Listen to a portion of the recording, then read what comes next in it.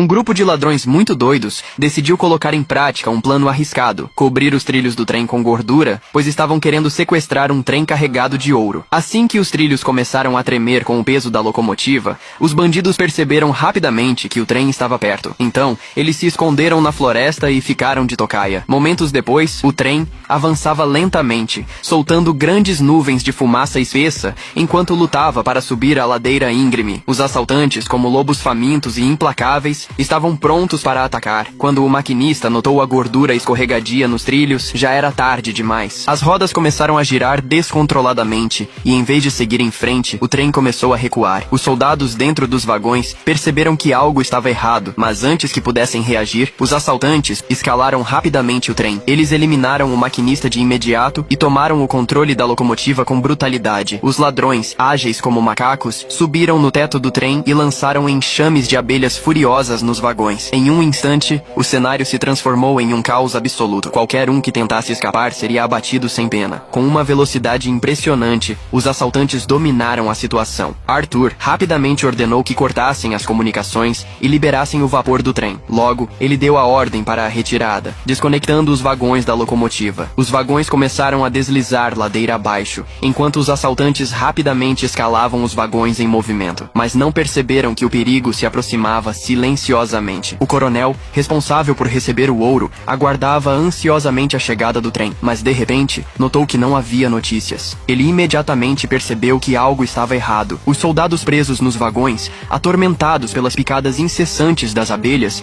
decidiram ignorar o medo e saltar do trem em busca de liberdade. Pular de um trem em movimento rápido era extremamente arriscado, mas não tinham outra opção. Depois que os soldados saltaram, os ladrões acenderam uma tocha e a lançaram para dentro do vagão, espantando as abelhas. Mas, antes que pudessem comemorar, Arthur percebeu que o trem, empurrado pela inércia, estava acelerando perigosamente. Ele rapidamente ordenou que seus homens acionassem os freios, sem saber que já tinham falhado. Felizmente, haviam se preparado na floresta ao pé da colina. Assim que o trem passou pela floresta, outra onda de ladrões rapidamente se organizou, ligando as árvores ao longo dos trilhos com cordas, criando uma zona de amortecimento para parar o trem. O trem parecia um animal furioso, colidindo violentamente com as árvores ao longo do caminho, arrancando-as do solo. No último instante, o trem parou de maneira surpreendente. Os ladrões que aguardavam na floresta gritaram de alegria e correram para o trem, apressando-se para retirar o ouro reluzente dos vagões. Mas não tinham ideia das consequências que essa pilhagem traria, pois o coronel já havia liderado seus cavaleiros em uma feroz perseguição ao trem. Após encontrar 2 maquinistas feridos, o coronel, ao questioná-los sobre a direção dos ladrões, não hesitou em continuar a perseguição. Os ladrões, que já haviam saqueado todo o ouro, se dividiram em 2 grupos, enviando um pesado carro de bois em uma direção, tentando confundir os perseguidores e ganhar tempo para escapar. Em pouco tempo,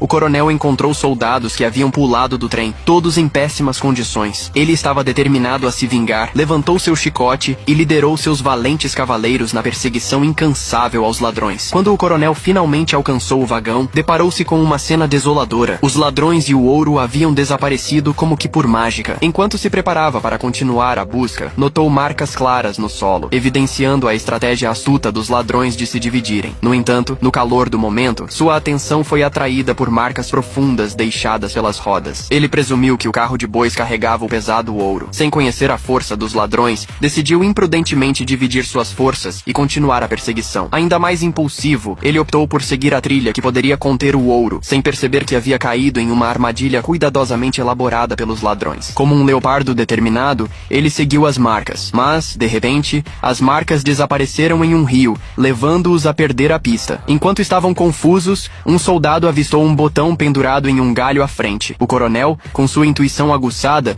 deduziu que o carro não poderia ter atravessado o rio. Ele rapidamente decidiu dividir suas tropas, enviando um grupo para seguir o rio e levando 2 soldados para continuar pela trilha do carro. Logo, encontraram o carro despedaçado e o coronel percebeu que o ouro havia sido levado de outra maneira pelos bandidos. Nesse momento, seus homens descobriram marcas de cascos de cavalo à beira do rio. O coronel, então, decidiu que 2 soldados deveriam seguir o curso do rio, enquanto ele iria contra a correnteza, dividindo a busca. Mas não muito depois de se separarem, o coronel avistou um ladrão correndo apressadamente na margem. Ele imediatamente gritou para que parasse e, em seguida, levantou sua arma. Desconfiado, ele ordenou que o ladrão se virasse, mas, de repente, uma figura surgiu rapidamente de trás de uma árvore, fazendo com que o coronel caísse caísse de seu cavalo e mergulhasse na água, enquanto o ladrão o nocauteava. Nesse momento, o destino parecia pregar uma peça cruel no coronel, que não apenas não encontrou o ouro sequestrado, mas também se tornou prisioneiro dos astutos ladrões.